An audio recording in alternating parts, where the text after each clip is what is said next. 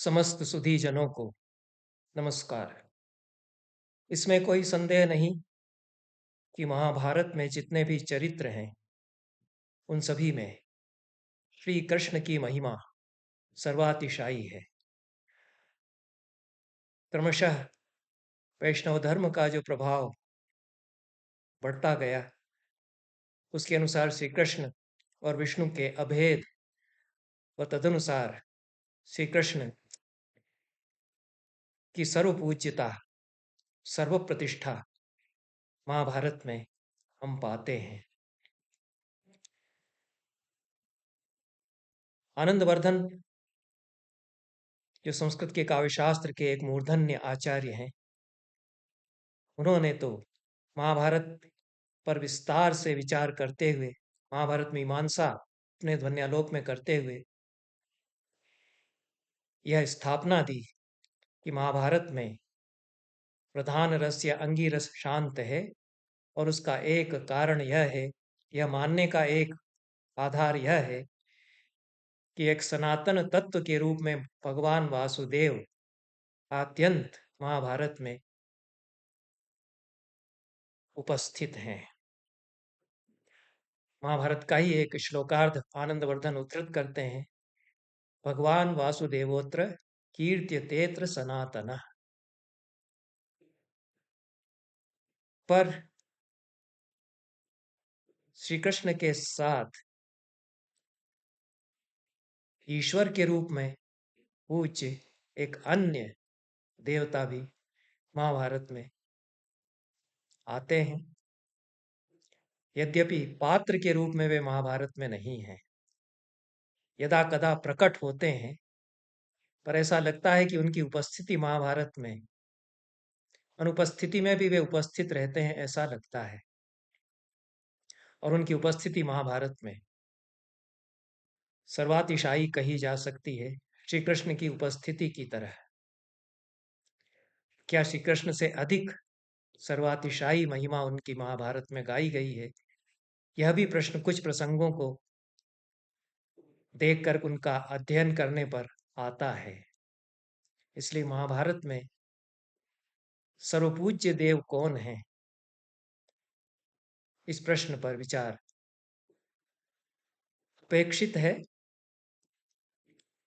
विजय बहादुर सिंह हिंदी के जाने माने आचार्य हैं और महाभारत का भी अध्ययन वे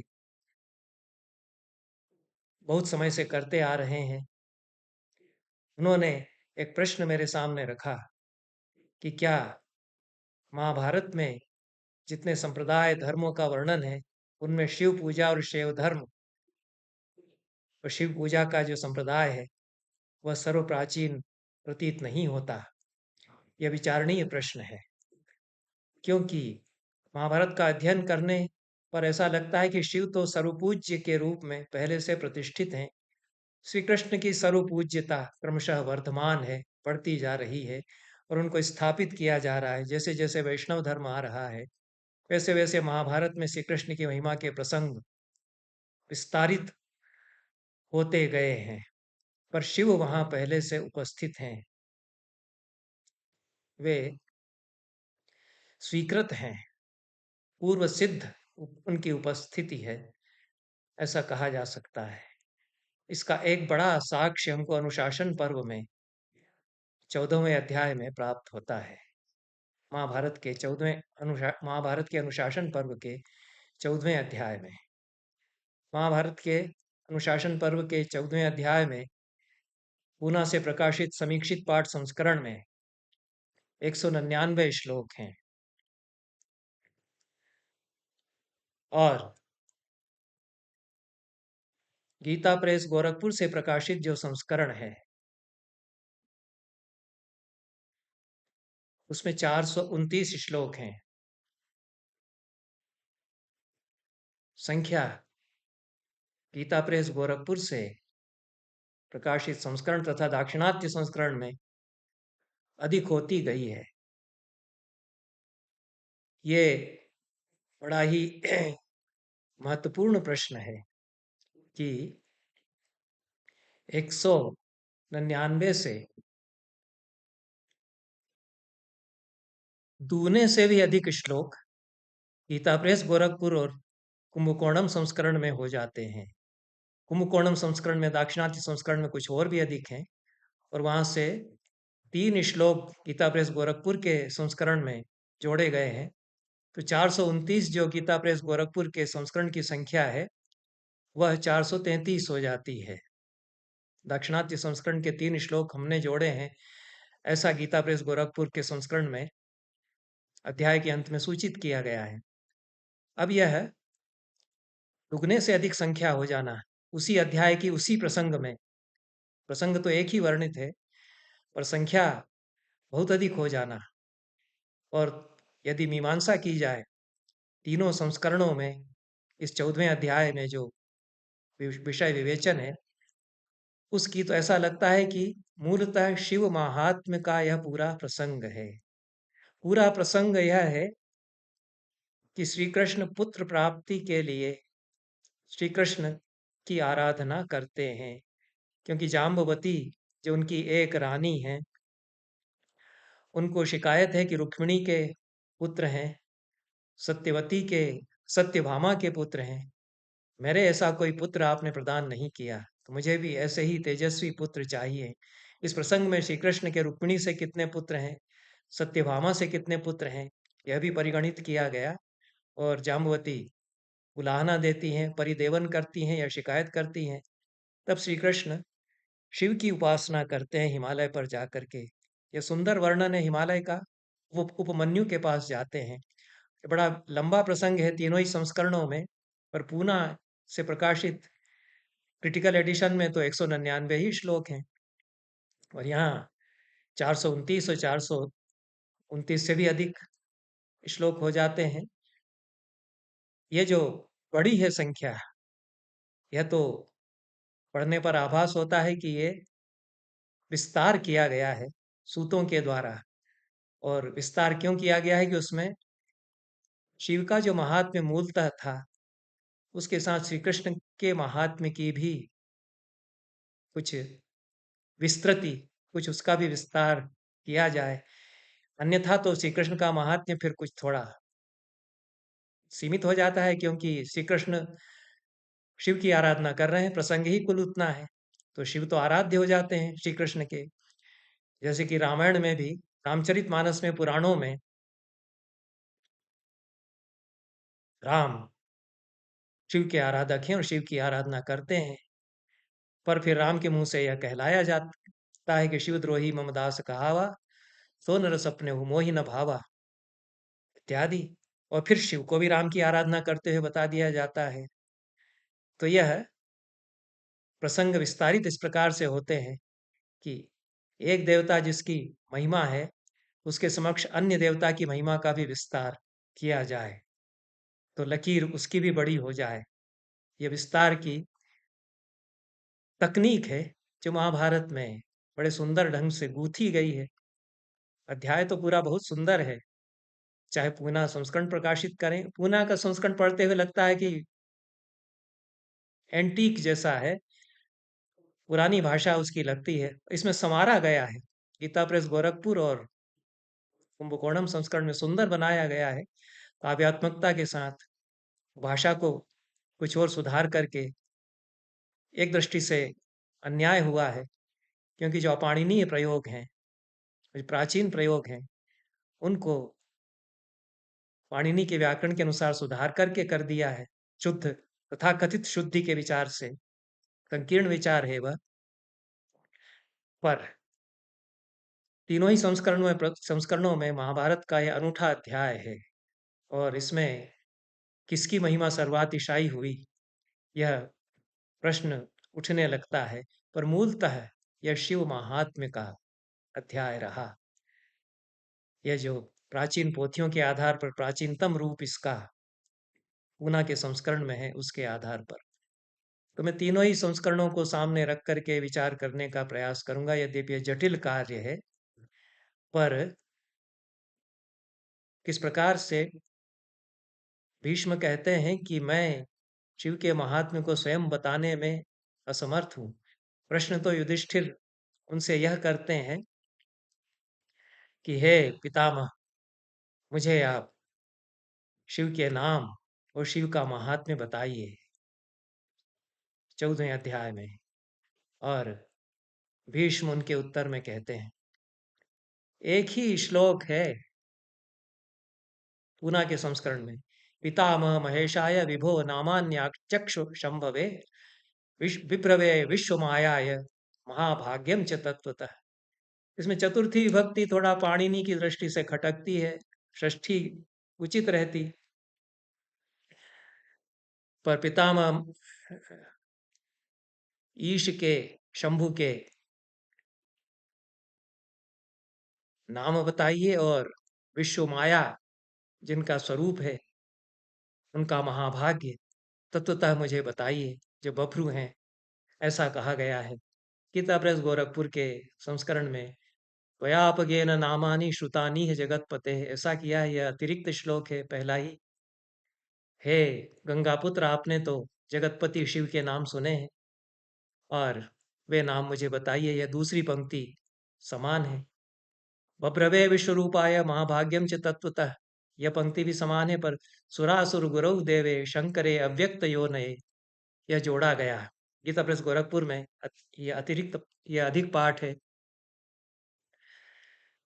सभी पाठ प्रामाणिक मान लिए जाने चाहिए क्योंकि प्राचीन तो है ही, लेकिन प्राचीनतम पाठ की गवेषणा, प्राचीनतम प्रामाणिक पाठ की गवेषणा पुनः संस्करण वालों ने 50 साल, 50 से अधिक विद्वानों ने दिमाग लगा करके की है, इसलिए उसको भी ध्यान में रखना ही पड़ता है। वासुदेव शरण अग्रवाल तो उसकी प्रामाणिकता को स्वीकार करते ही हैं।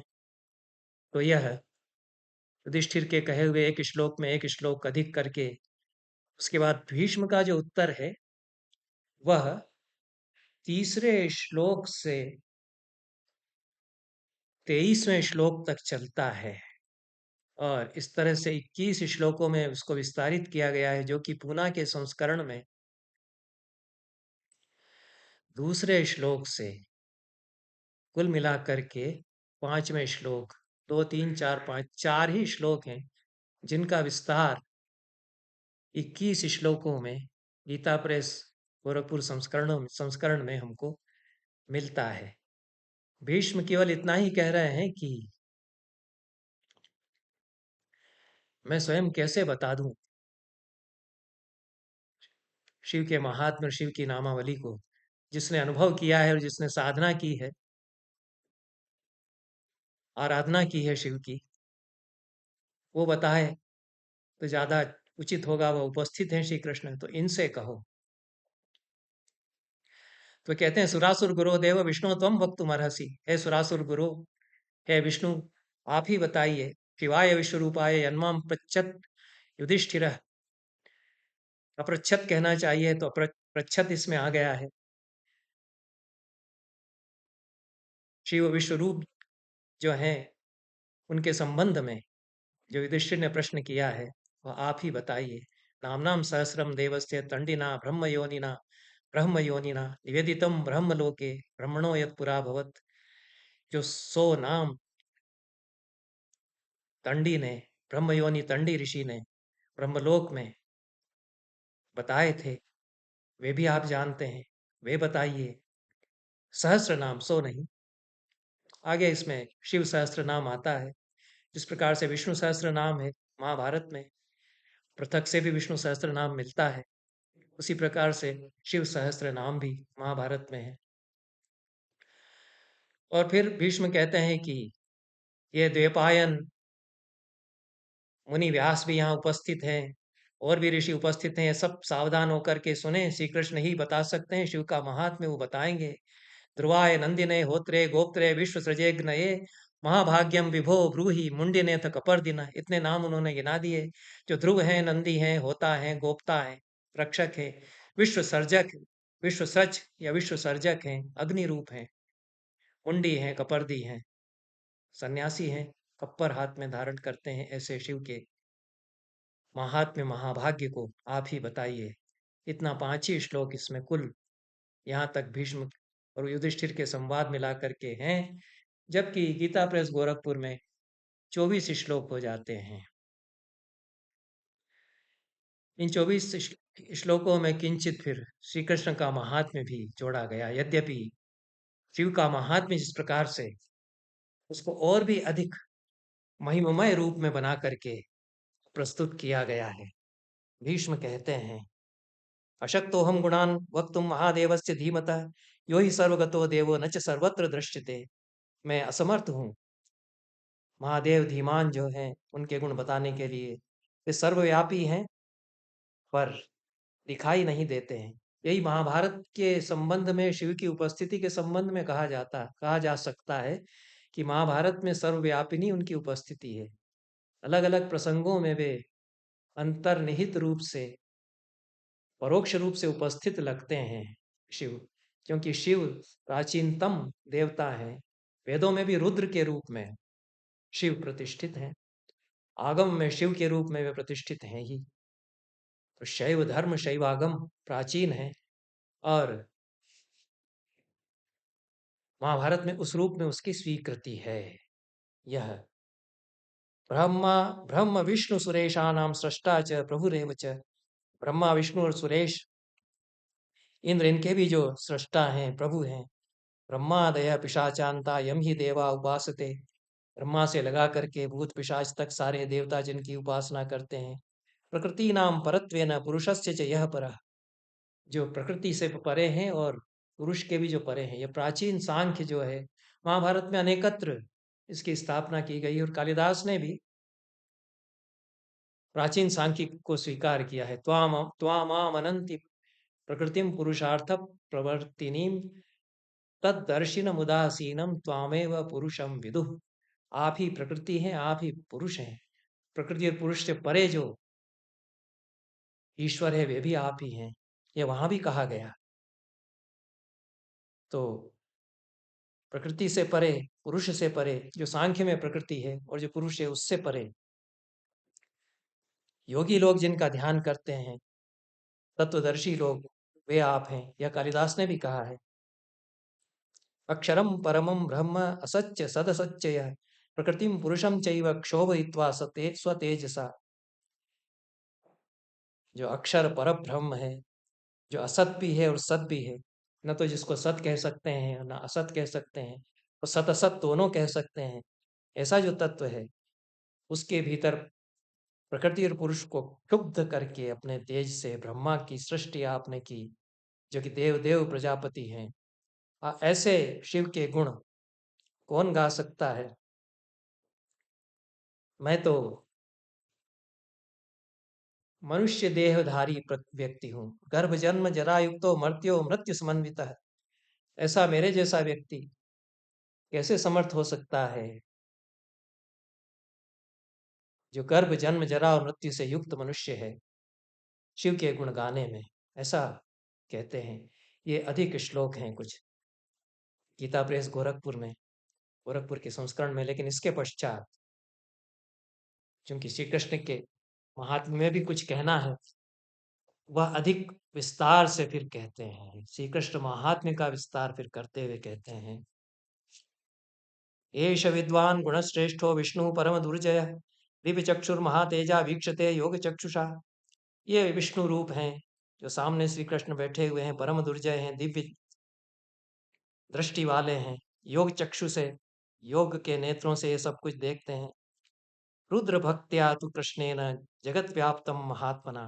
रुद्र की भक्ति इन्होंने की, उसके कारण जगत में व्याप्त ये हो गए हैं। तम प्रसाद्य तदा देवम बदर्याम किल भारत। ये पुणे संस्करण में नहीं है। बद्रिकाश्रम में जाकर के शिव के लिए तपस्या इन्होंने की। अर्थात प्रियतरत्वं च सर्वलोकेषु वै तदा प्राप्तवान एव राजेंद्र सुवर्णाक्षान महेश्वरात्। इन्होंने पुत्र प्राप्ति के उद्देश्य से पहले कभी पूर्व काल अनुवाद किया है गीता प्रेस के संस्करण में। तदा शब्द है वहां, तदा उस समय, पहले कभी, तो इसी जन्म से आशय मूल पाठ में लेना चाहिए। बदरिकाश्रम में इन्होंने जाकर के तपस्या की और दिव्य दृष्टि महेश्वर से सारे पदार्थों की उपेक्षा करके प्रियतर भाव को प्राप्त कर लिया।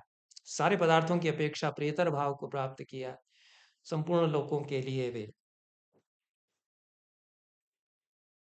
प्रिय बन गए, और भी अधिक प्रिय बन गए। प्रियतर कहा है, और भी अधिक प्रिय वे बन गए, और भी अधिक प्यारे सबके हो गए, तो रुद्र से भी अधिक प्रिय सबके लिए फिर हो गए, ऐसा आशय निकाला जा सकता है।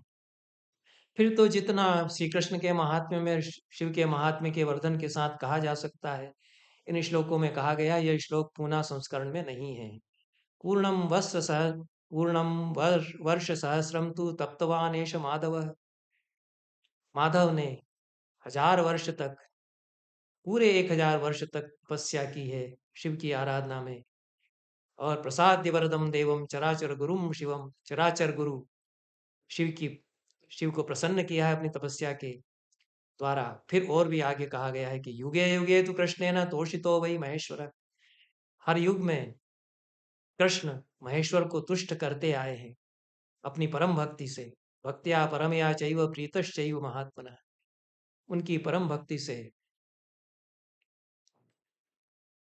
महात्मा श्री कृष्ण की परम भक्ति से शिव उनके लिए प्रसन्न रहते हैं। ऐश्वर्यम यादृशम तस्य जगद्योनिर्महात्मनः तदयं दृष्टवान साक्षात पुत्रार्थे हरिरच्युत। जैसा जगद्योनि महात्मा शिव का परिमित ऐश्वर्य है, उसको इन्होंने देखा पुत्र के लिए, पुत्र प्राप्ति के लिए तपस्या करते हुए। यस्मात् परतरम नैव, यस्मात् परतरम चैव नान्यम पश्यामि भारत। हे भारत युधिष्ठिर, भरतवंशी युधिष्ठिर, उनसे परे अन्य कोई तत्व मैं नहीं देखता। व्याख्यातुम देव देवस्य शक्तो नामान्य शेषतः। केवल ये श्री कृष्ण ही ऐसे हैं जो देव देव महादेव के सारे नामों की व्याख्या कर सकते हैं। एष शक्तो महाभौर वक्तुम भगवतो गुणान विभूतिम चैव कार्ष्णेन सत्याम माहेश्वरीम नृप। इतना कहकर के भीष्म ने भगवान महेश्वर के गुणों में वर्णन, गुणों के वर्णन करने में श्री कृष्ण ही समर्थ हैं, ऐसा फिर से कहा। उसके बाद फिर यह पुनरावृत्ति होती है और भीष्म श्री कृष्ण से अनुरोध करते हैं कि हे सुरासुर गुरु, है विष्णु, आप ही बताइए कि ये विश्वरूप जो शिव हैं, युधिष्ठिर ने जो प्रश्न किया है उनके संबंध में, आप ही उसका उत्तर दे सकते हैं। ये पुनः संस्करण में भी कहा गया है, यहाँ भी यह आया है। और ये सारे महर्षि ऋषि जो यहाँ उपस्थित हैं ये सुने, यह कहा गया है। और इसके पश्चात वासुदेव आरंभ करते हैं। न गति कर्मणाम शक्या वेत्तुमीशस्य तत्वतः हिरण्यगर्भ प्रमुखा देवा सेन्द्रा महर्षय।